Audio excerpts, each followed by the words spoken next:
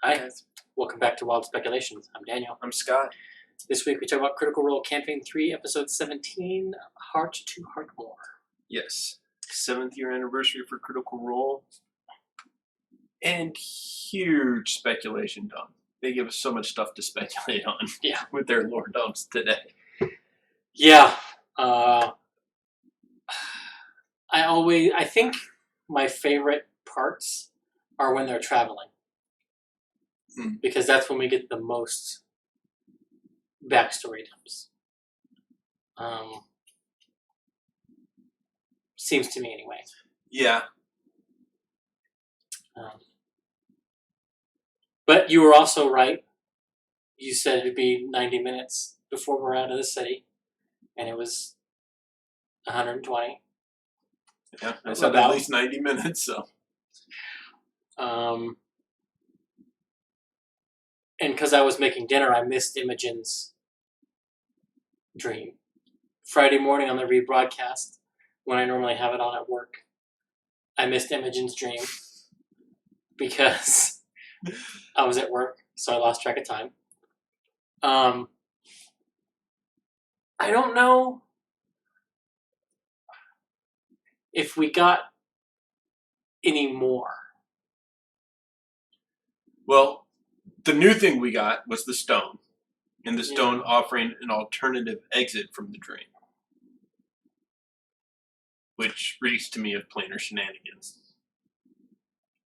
Yeah, and I was trying to figure out whether or not it was good or bad. Yeah, I'm not sure. Yeah, I think it's one of those, if it happens, it happens, and you can make the best or the worst of it. Yeah.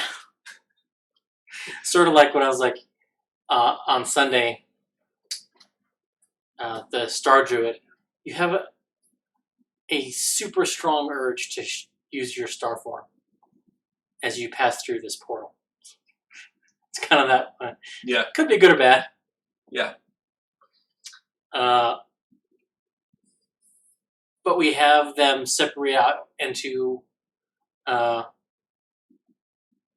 shopping buddies, but they don't. Only one pair is going shopping. Well, one's going for a repair trip. Before they go shopping, we get a little bit of early morning discussion. That I think there are some things in. One, so Imogen's dream, and then Laudna kind of does her thing and hides it, and they talk to Fern and find out that Chetney's wasn't awake. Yeah. Didn't answer. And Aura makes the statement, I didn't even hear you get up. She's like, yeah, I can get up very quietly. You should all be aware of that. And I'm like, is that a veiled threat? Is she either going to steal from or kill everybody in the party? Yeah. And then she's going to pull a Frankenfurter and sleep with everybody. Well, that threat happens later. Maybe promise. I don't know. Could be either. If you make the best or worst of it, I don't know. But she mentions her parents again because they're like, "Hey, let's ask her some questions and see if it lines up." Because they think she lies all the time. She's a pathological liar. She mentions her parents' last postcard was from Aor. Now, they said, "Do any of us know that?" He says, "No." One person was missing, Chetney, who would have known about Aor because he's from Uthadurn. Yep. And they didn't catch him up to speed on it when he shows up. No. The other thing is, way back in episode 1, Fern says something that they completely dismiss as a lie. And with this new revelation, it may be true. She says she's seen an automaton before. And if her family has a connection to Aor, she very well could have. Yeah. And Matt has confirmed through Critical Role stats officially that FCG is in fact an Aormaton. Yeah. So, lots of layers there. Then they go get Chetney, and they talk about Chetney, and she makes the comment, "Oh, I'll probably make my way through all of you." Yeah. And so she vaguely threatens the group twice. in like the first 45 minutes of the show. I love Marisha's. That's the first true thing Fern has ever said. Yeah. I feel like that's the first true thing Fern has ever said. Which tells me that Laudna's up for it. Yeah. My favorite joke of the episode. Okay. Was ignored by everybody. And it was said by Matt. Okay.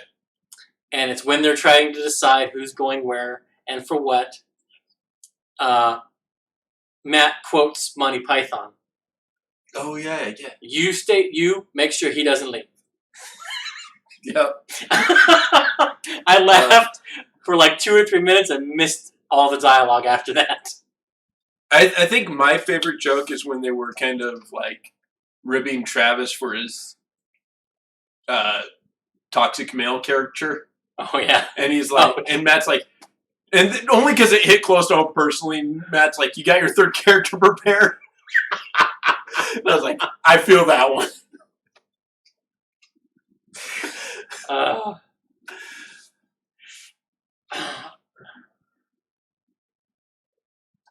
Yeah, Matt going off about the out-of-town was pretty funny. Yeah, and Liam got in a few good ones about that.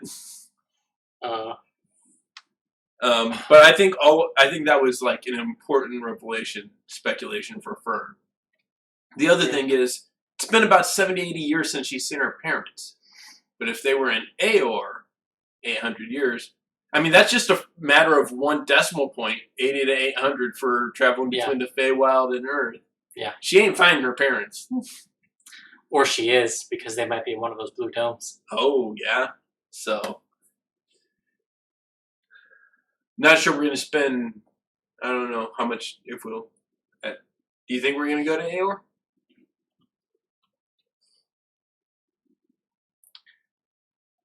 I think there's good reason to, and it's only a meta reason not to, and that's that we spent so much time with campaign 2 in Aor. I don't think we go to Aor. I think we go to whatever city was in the south that crashed. Okay. Wherever they're getting their broomstone. That makes sense. And wherever FCG came from. I think that's where we go. I don't know if it's sad that she's lived so long without them.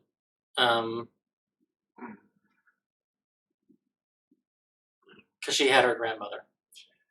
Oh, that's the other interesting thing. So, she says her grandmother's name is Mori, short for Morrigan. Yeah.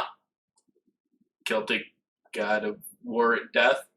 So, if Laudna is trying to find a way to get out from under Delilah's thumb, we have a perfect replacement patron in Fern's grandma. Yeah. I also was like, yeah. Spidey sense was tingling. Yeah. When she said Mori, I looked up and then she said short for Morgan. I was like, oh, what? Yeah. So, yeah. And I've got a lot of other wild speculations down the list when we get into other people's personal lore drops. Yeah, and later on in the episode when she's talking about how, we can go there one day. My grandma's a great cook. Mm-hmm. She makes lots of candies, and I'm like, I would not eat anything that woman gave me. Right? What was her name? Never mind all of the stories about not eating food from the Feywild and stuff. But it's like, nope. Yeah. Put that on top of the... No. I'm okay. I'm good with starving to death at this point. Yeah.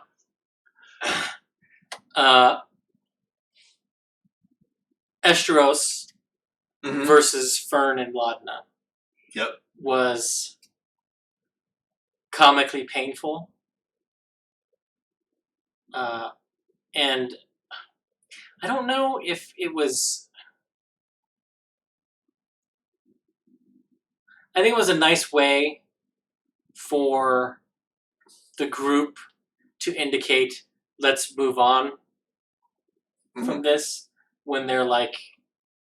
I can't remember what exactly was said, but yeah, they're recapping what had happened with the Shade Mother and everything. Estros is like, okay, yeah, this is bad, and we can just. And he gives them the warning separately about the honored trails. Yes. Which we also get from the horse dealer. Yes. And I kept, well, I shouldn't say I kept, but in retrospect, I was thinking about Exalted. Oh, okay. And the depiction of the Fae in that game. And like the agreements that happen. Okay. Is like the honored trails, I think, are called that because they are honored by treaty. Yeah. With no, Fae. Yeah. No, my brain went to like Iceland, Norway, where they actually have like little homes and stuff for the Fae to go and live in. The elf houses. They keep their, the honored and, and the fairy circle, the mushroom circle, and don't cross it, honor that treaty. Yeah. That's where my brain went with all of that, like to the real world examples of this. Yeah. Speaking of FCG definitely being an Aormaton. Yeah. We get an upgrade. Well, not an upgrade. They hung a lampshade on the fact that mechanical changes are going to happen with the design of the Aormaton. With a playtest design, changes happen. Yeah. And it just so happens that it's also funny that it is also a mechanical change to the body of FCG. Yeah. So it's no longer a whole action for him to change out. It allows him to draw a weapon. Yeah.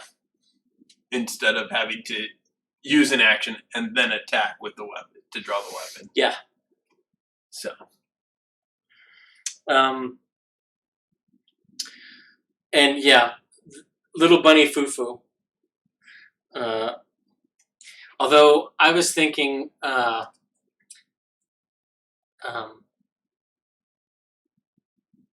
Rabaroo. A Rabaroo? I was thinking Almirage. Avatar: The Last Airbender. Oh, yeah. Although I think the Rabaroo in that is bigger than a dog, because Matt said it's the size of a dog, but yeah. Matt illustrating how you should build your random encounter tables. Yep. And I think he flipped the script on his players. Because normally, like in Campaign 2 when they were up in the wastes, a 1 through 5 was a random encounter. Yeah. It's not so this time. Oh, you got it. 15 through 20. Yeah. So I thought that was funny. Because when and honestly, when I do the tables, I don't even group all the random encounters together. I have them like, it might be 1, 5, 8, 17. I don't do 5 of this, 5 of this, 5 of this. Oh, okay. I do 1, 1, 1, 1, 1, 1, 1, 1, 1. Interesting. I've taken to doing just for a little more positive and negative. So at this end of the D20, they're positive. At this end, they're negative. Yeah, I tend to do that as well. But like, as far as like whether it's just finding something or a random encounter or a weather thing, those are mixed in together. Those aren't separated out. So you don't get any blanks. Right. Or you don't be like, oh, I rolled a 5 last time, I rolled a 4 this time, so it's going to be a similar situation. Gotcha.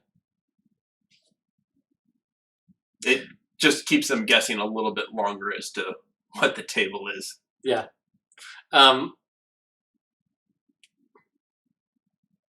We didn't get a clear answer about travel pace. No, we did not. We got a DM discretion travel pace. Yes. That's what I call those, because that basically leaves it up to the DM for how they want their story to unfold. Well, I took it as they don't want to be traveling fast. They didn't say they want to travel slow, so you're in the middle. When he's calculating how far they're traveling every day. If he's even calculating that. Because I don't think a little rain adds an entire day to a journey. But it did make me think of... so Tharsis is a computer dice game. Survival, about going to Mars. I was working on a survival game for travel in on Araku, and changed up the stations, changed up what they do. Anyway, but it reminded me a little bit of that, because a lot of the negative consequences is +1 day to your travel time. Yeah. So yeah, but the good thing that Matt's doing with his random encounter tables is he's filled them with local flavor. Yeah. The first 2 that we get, it's 2 minor magic items. Yeah. That are specific to the wilds that we've never seen on Critical Role before. Yeah. We've never seen the chromatic rose. Or the Feywild shard. Yeah, Feywild shard. So I appreciated that. And I love that it feels like half of everyone thought at the table, like, what? Oh, it's blue and there was a storm, so it's from Dorian. And then half of like the fan base is like, it's a flower from a storm. It's Yasha.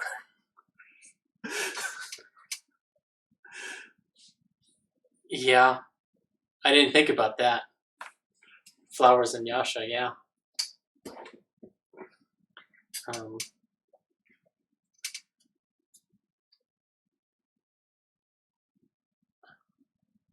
Huh. So, yeah. I mean, I think it was just a way to introduce the magic items in Chromatic Rose. But, I do too. I think there are a lot of callbacks to previous seasons in this campaign, but I feel like everybody is looking too hard for callbacks.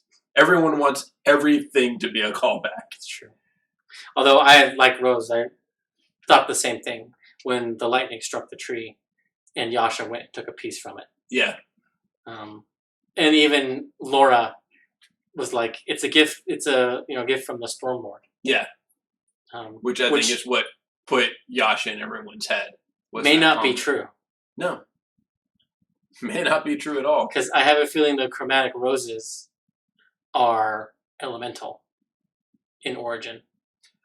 Yep. So we have a joke about the scripts again before we get too It's not a script, it's just ad copy.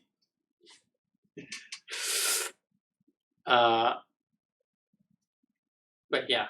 And again, like I said, my favorite parts are when they're traveling, because that's when we get the most lore, the most RP opportunities, that don't seem forced or rushed. Yeah. Like Kender practice being the new ball tag. Ashton and Fern stealing from each other. Oh. That's the ball tag between Max and Grog. It's just Kinder practice now. Fair. I mean, what else are you going to call stealing from your own party? Yeah. But the first watch, we have Chet and Imogen discussing her dream. Mm-hmm. And a red storm. Have you ever heard of a red storm? It smells like iron. And he's like, "Oh yeah, that's blood." She's like, the look on her face is, "I hadn't thought of that." It's like, "Oh yeah, there's a lot of power in blood." Yep. I mean, he is a blood hunter. Yeah. which makes me wonder if we'll see any other blood magic practitioners, like the blood cleric or the wizard. Yeah. Um, I'd like to see a wizard. We've seen a cleric. We've seen blood hunters. I'd like them to throw in a blood wizard. Because we had, what's her face? The cat. oh, yeah. Totally drawing a blank on her name. Molly's friend. Yep. It's not there. Anyway. Rose, if you remember, let us know, because that's going to drive me crazy. His red robes multi-class time. Yeah. Although Kinder and red robes, that's a different connotation in my mind. But then we have Ashton and Orem. Yep. And the return of sad boy Liam. Yeah. Orem vandalizing FCG with his flowers. And a little bit of Ashton has something to do with the Ashari. I'm not sure what it is, and I don't think he's ever met them or interacted with them. But I think he thinks they would know what happened to him. With the changing? Yeah. I have a theory on that. We'll get to that when we talk about him mentioning that. Okay. When he's talking to Fern. So, Orem tells the story of the moon tattoo. Well, do we want to skip over? No, I'm sorry. FCG and Fern? No, go ahead. Because maybe you're a tree. Yeah. I don't think that's... And that's where we get her name. Her parents' names. Orleander. And Birdie? I heard Bird, but it might be Birdie. It was Birdie, yeah. Birdie. Which... Orleander, of course, is a flower. She keeps oleanders in her hair. Mm-hmm. And Birdie, I'm 80% sure, is somehow connected to arsenic and old lace. Okay. Or one of those movies in that time frame. I think it is arsenic and old lace. Now that you bring it, it's been a while since I've seen me that. too. I actually have a great uncle in it, Raymond Massey. I'm actually related to him. But yeah, I'm pretty sure there's a birdie in that. I think so, yeah. So anyway, that's what came to my mind. And yeah, Sam not realizing that Fern is clothed. Or how anatomy works. I'm a little sad they didn't actually show the drawing on the overhead cam. On the slot that they have for that.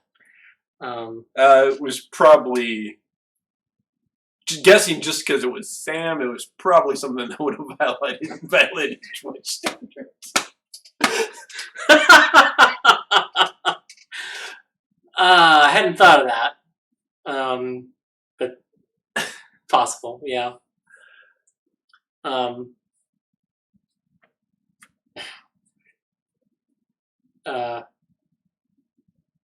yeah.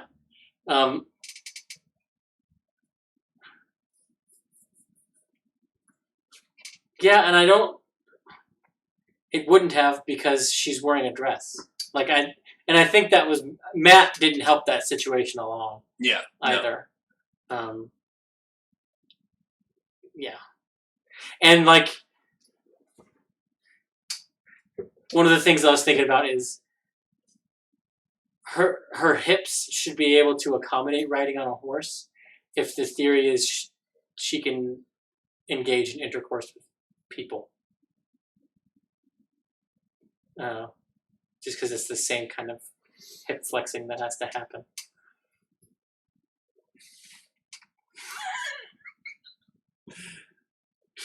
But anyway, day 2, we get the identifying of the Feywild shard and discussion of, touching the 2 stones together. Yeah.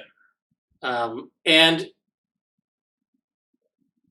I'm wondering if the design of the item wasn't so that they could play around with wild magic, because they had so much fun tempting it when they were in Aor in campaign 2. I think it's just for that reason alone. Because otherwise, and that's also why it's a choice of the player. Yeah. And not whenever you're using this, you use a sorcery point. It must happen. Yeah. So you can choose to, and really, at that point, what you're rolling for is the ability to not concentrate. Yeah. You're trying to get the ability to not concentrate. Yeah. Yeah. Yeah.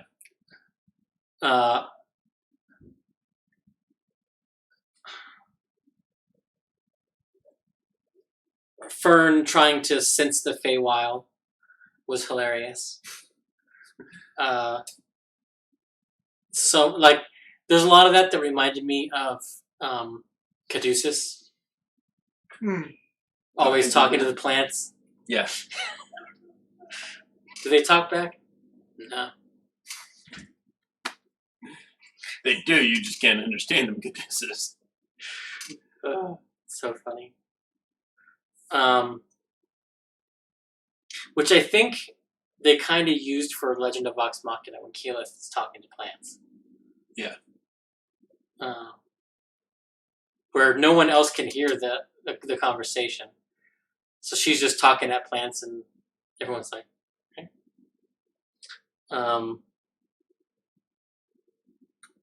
But yeah, we get Fern and Ashton's spy versus spy. And him saying, she's like, well, what do you want? He's like, I want not to ask. Yeah. I'm like, ooh, that's on the border there. Yeah. And her, are you all rock hard? Since Fern basically putting it out there, I'm going to have sex with all of you. Yeah. Or I'm open to having sex with all of you. No, it was pretty much I will. It was. There's a high likelihood I will sleep with all of you. Now, the show is normally pretty thick with innuendo. Yeah. But I think it's turned up to 11 now. This episode, at least, yeah. Yeah. But Ashton says he wasn't always hard. Yes, that was the big... That it was started between 10 and 12. Yeah. So here's the thing. Ganassi, it states that very rarely, and no one knows why, but they can change from one element to another sometimes. Earth elementals are usually gray, brown, black, not this seafoam green. Green is usually a color of water, Ganassi. That green. How do you get an opal, which is basically his brain? High silica water solidifying.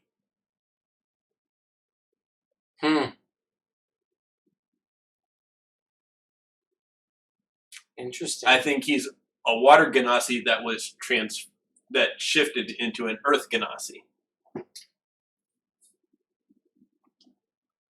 I hadn't thought about that. My view was that he was human, and because we discussed him being from Amon. Yeah.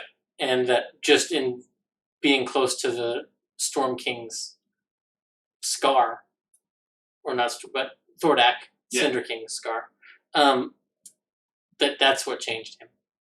But him being water Ganassi. That also adds to why the Ashari might know what the fuck happened.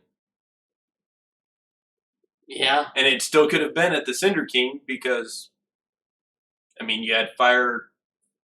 Yeah. It's, when it gets superheated and solidifies that you get the opal. I mean, the fire could have been, the Cinder King scar still could have been the catalyst for said shift.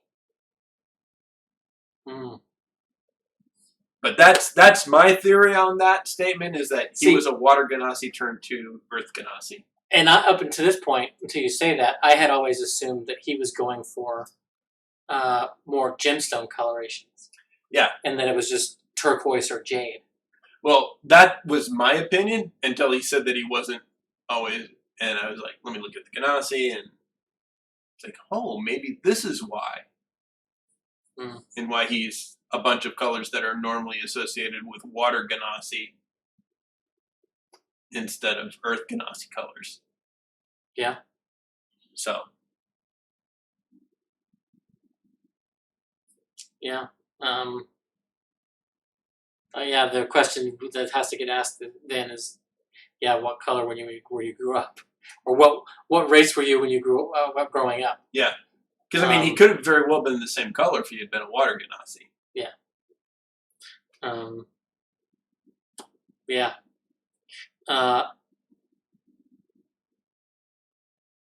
And then the big one. What I like to call, what I refer to as the big one in this episode. The one where the cast lost their shit. Yeah. And the internet lost their shit. Yeah. Orym and Laudna. And him finally broaching the question to her, what was Whitestone like?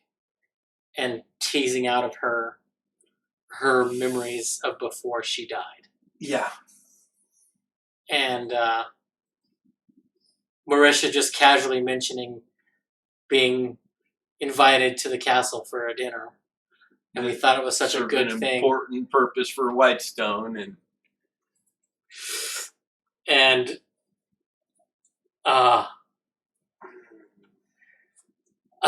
yeah, Rosette's, when she cracks her neck, that's... Yeah, it's different. Yeah. Most definitely, yeah. And there are people, like, showing clips from Legend of Vox Machina, stills and stuff of the lineup of them before the dinner. I was like, oh, yeah. She had Laudna planned a long time ago. I don't know that I agree with that. Okay. See, I think Campaign 3's characters were made with the intention of starting Campaign 3 when Legend of Vox Machina released. Okay. And that's why there's so many Campaign 1 connections amongst them. And that's very possible. Synergy. But I don't think that it's the one that everyone thinks it is. So one thing, the Legend of Vox Machina, the art is different from the live stream because there's a redheaded lady in the lineup. And we were specifically told that Keyleth was not red-haired, but had red paint dumped in her hair. And I think that is why Laudna is continually running her fingers through her hair and playing with her hair. She's still subconsciously trying to get all that stuff out of her hair. Which, either way, her ears would be clipped. Yeah. Either way, she's about the right look. Because they looked very similar other than the hair coloring. Yeah. And I don't know if that was the art because they were half-elves or, what, but they definitely had similar features. Yeah. But between the hair and, like I told you earlier when I mentioned this to you, like, to me it would be, like, her being Vex's stand-in is more... It's not stepping on the toes or the backstory of someone else's character, but it's more inching towards that area, where if she's her own stand-in, then it's just like a huge meta thing, And see, and I prefer her being Vex's stand-in to Keyleth, for the reason that it's a step away from Keyleth. Yeah. And it would allow her to pay homage in some way to Vex. So, because thus far, like Orem isn't really a fanboy of Vax'ildan. Yeah. He's a fanboy of Keyleth. So if Marisha's character is... Well, that, I mean, you could say that ties him back to Vax, though, because Vax was just a fanboy of Keyleth. I mean, guilty as charged, I suppose. I mean, she could be either. Yeah. And until they give us a confirmed statement, mention of which one she was. Because she's not in clothes that look like Vex or Keyleth. Yeah. Which she was when she was hanging from the tree. And she's had 80 years to, or 50 years to change her clothes. 30. So, or 30, yeah. So, yeah. The other big thing that was talked about in that scene was Orem saying, you know, you're the happiest one of this bunch. Mm-hmm. And she's like, well, the worst thing that could ever happen to me has already happened. Yeah. I was tortured and killed as an effigy for your boss. Yeah. I'm just wondering if they do go to Whitestone or Zephyra, how Keyleth or Vex and Percy will react to seeing. Yeah. Yeah, the girl you saw in Whitestone when you came into town, one of them is standing in front of you. Well, yes, it's been and how does 30+ years. How does Laudna react to seeing the who she's supposed to look like? Well, she still doesn't know. Because she says, yeah. For whoever it was, I was a warning to. Yeah. However, seeing someone dressed up like you hanging from a tree, it's going to leave a memory. Yes. And you're going to recognize that person 30 years later. Yes. Especially if they come walking in the door. Yes. Oh, yeah, I'm the one who cut Bertrand's hair. I made it into a doll. Excuse me? What? Oh, and I also have Lady Delilah in my head. That's another thing. Back at the dream, when Imogen's like, I was holding this rock and it came into the dream with you. Maybe if I hold your hand, will you come? I was like, what if she does that? And Laudna's right there, and holding Laudna's other hand is Delilah. Okay, so I am now waiting, because they said that, I'm now waiting for the Deep Space Nine episode. The one where Odo, Bashir, Garak, and Cisco are on their way back from, or no, it's not Bashir, it's, where is it? Anyway, Yeah, I think they end up in a form of a link with Odo, reliving his first case. Yeah. Where he basically condemned 3 innocent men to death. And so I'm waiting for that to happen now, for them all to be in the dream with her. Yeah. And we got a step closer to that with the mind meld. Yeah, the dream fasting. Yeah. That's what I call it, because they made the Dark Crystal reference. And that's what it's called there, dream fasting. Wait, I lived all your memory. We've dream fasted. Yeah, and my brain went to mind melding. Yeah.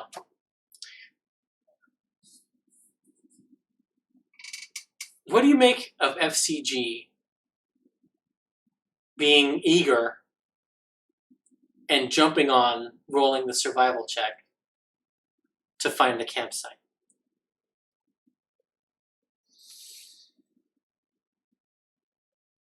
I don't know. Was he looking for a site for murder? Was that his job with Dancer? Maybe. I didn't put a lot of thought into it, honestly. My brain went to, he's a cleric, he has high wisdom. Sam's probably like, I got a decent survival score, let me check.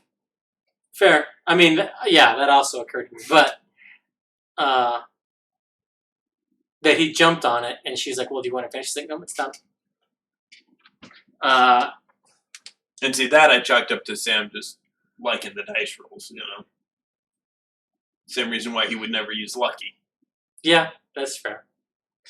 And Imogen and FCG are the first watch, and they do their mind meld. And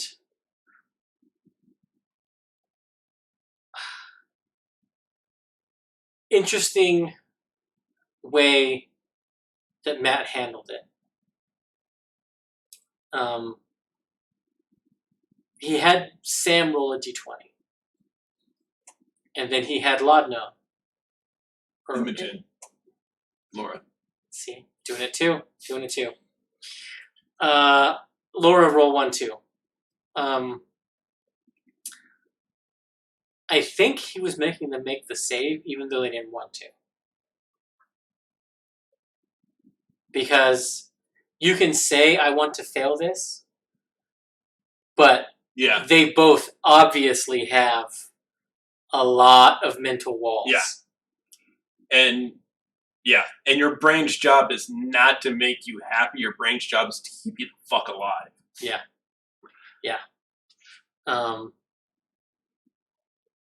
And he described how it felt like they were falling into a vortex. And then they sort of did go in with it. But, yeah. And the fact that there's more, I think, is good. But we talked about our theories about what monster it was. Mm-hmm. Matt says Imogen sees a figure darting off into the woods. Quote unquote. Mm-hmm. Cyclopses don't dart. Barbarians do.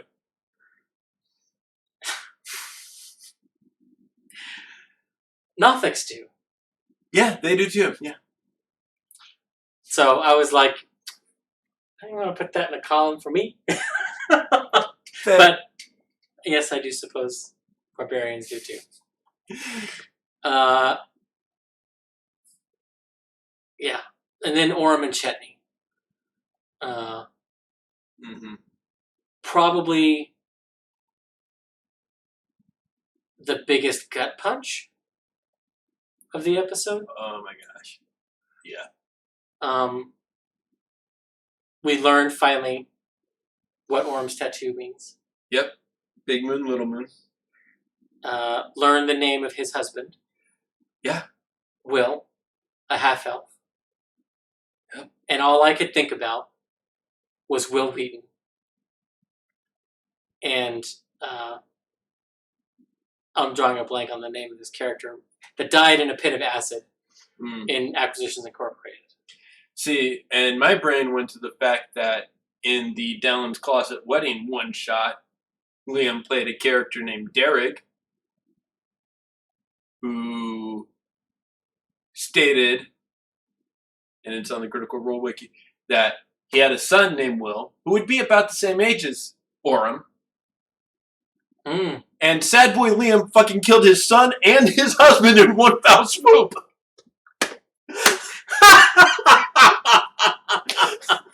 Leave it to Liam.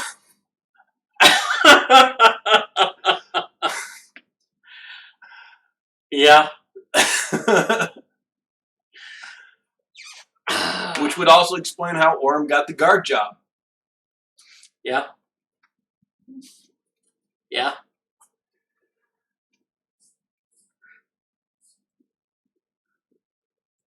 Yeah, Travis is, oh shit, when did I step in? Almost backpedaling was funny. It was good. Yeah. And confirmation that it happened years ago. 6 years.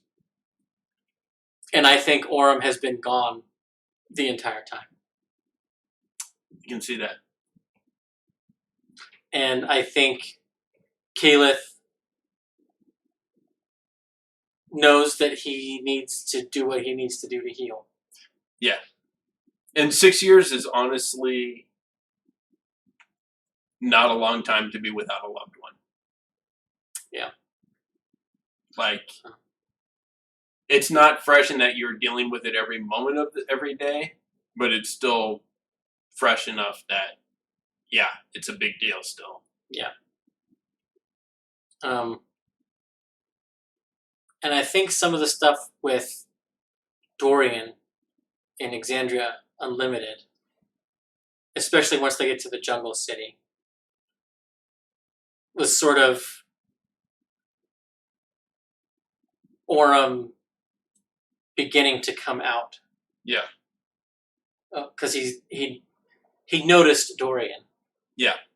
In that scene. So we'll see. I wonder.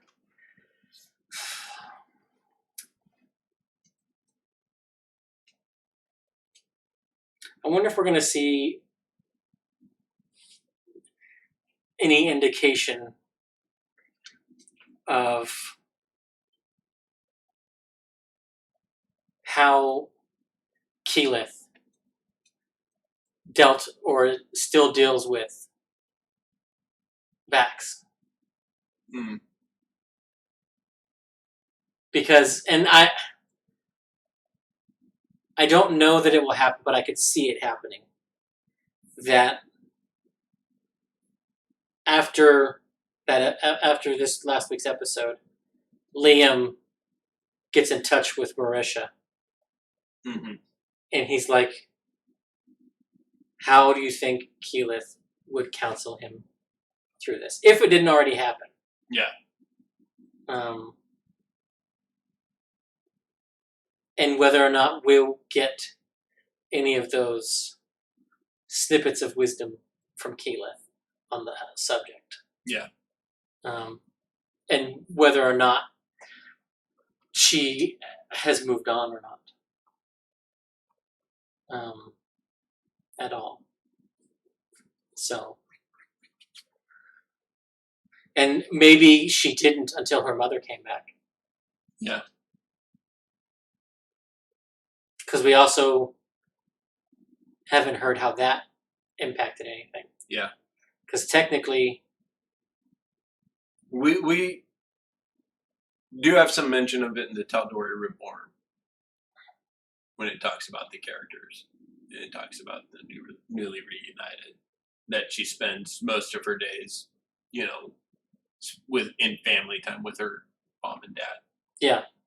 Yeah, because Orem technically would have been there when she came back. Yep. Well, no, not if he's been gone 6 months or 6 years.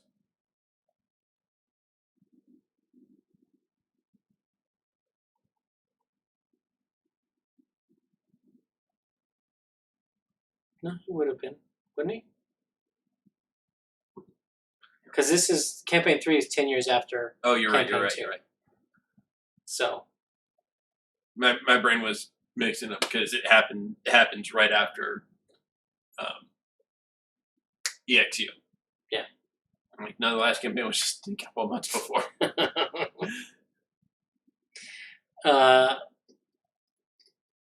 But the episode ends with 18 minutes, something like that, of an expertly crafted trap. And by that I mean the DM giving description and the players interacting with it, piquing their curiosity, and then, okay, this isn't going to happen, so he begins to withdraw, and then they step into the trap. So good. Yeah. So good. Anglerfish tree.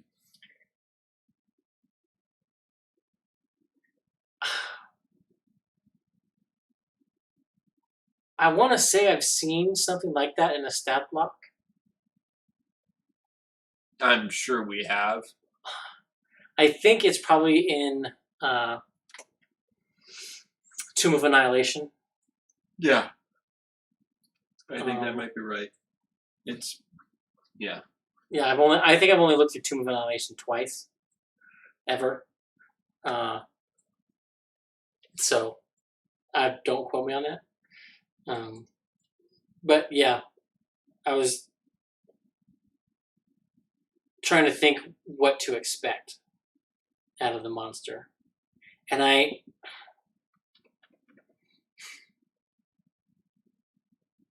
don't know if we'll get poison, but I think we'll get psychic damage or some kind of psychic effect.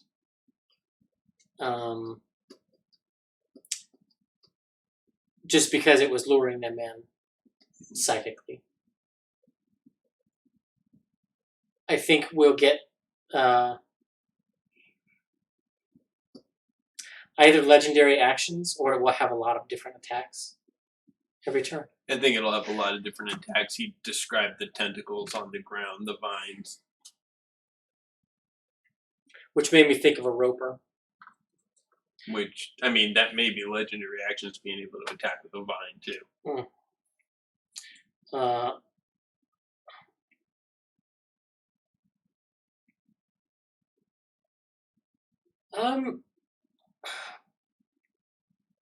I don't think it being a theater episode had any bearing on the content of the episode, lore or combat. I think it's a theater episode because it's the 7th anniversary. Yeah. And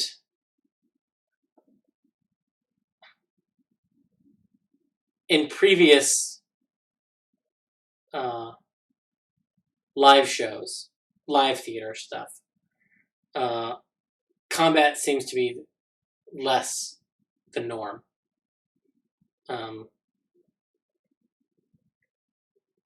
Like Matt, when we had now, Grog, what I'm offering is an experience. That whole thing basically derailed that whole session. Yeah. So, yeah, I don't think they treat theater shows or live shows any different than at the table. So, yeah, I think that, yeah, like Rose said, that makes sense. But part of me thinks that we got so many chunks of lore to speculate on because it was the 7th anniversary.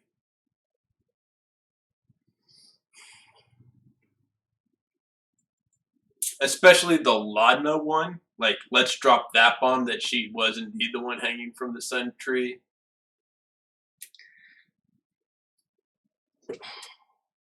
Yeah, but that doesn't happen unless...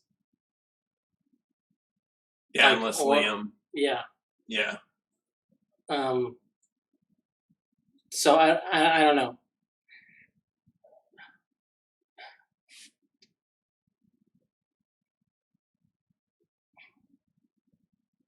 I think, okay, I'll give you this.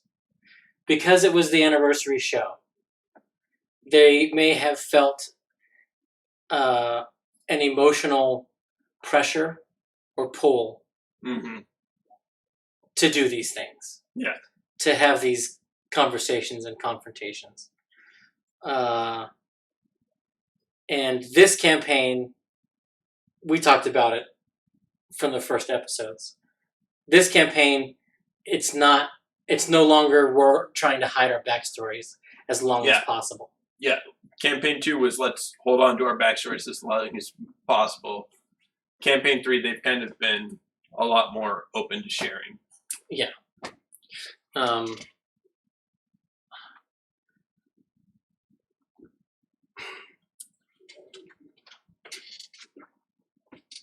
Yeah, I could see that, Rose. Yeah. Why hide it? Yeah. Yeah, that's exactly was my thought process, Rose. It's fair.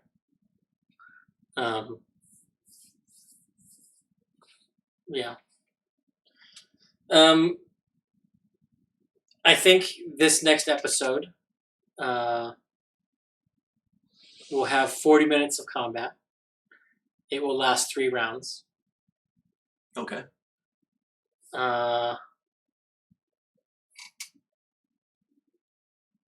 And I think we make it to where they're going. Yeah. We meet the other team.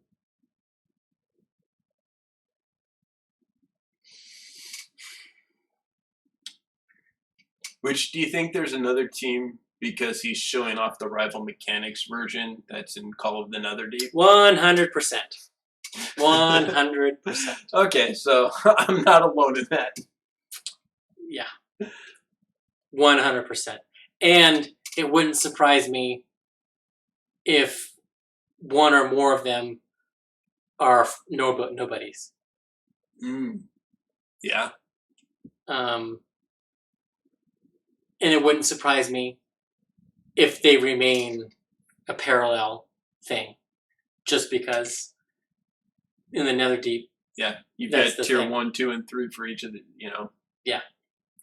So I think we are going to be seeing that kind of design in play, so that people watching who pick up Call of the Netherdeep can see how it's done. Mm-hmm.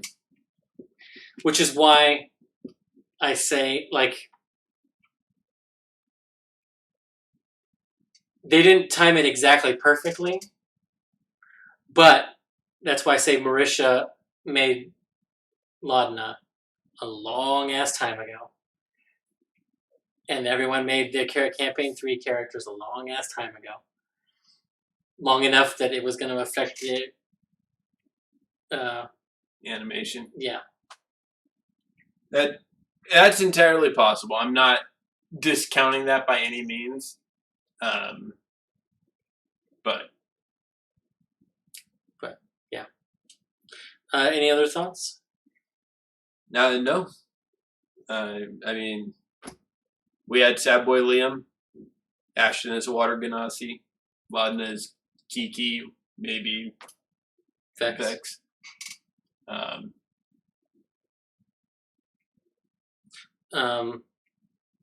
Tonight, like I said last week, got a heart out because of the new talk show. Yep. And again, we'll be covering the Exandria Unlimited special in one fell swoop because they're airing on Thursday and Friday. Yes, and I am not going to be able to catch the Friday one live. I'm going to be on the road. So hopefully I'll catch the rebroadcast Saturday while I'm charging the car. There you go. So thank you, Rose.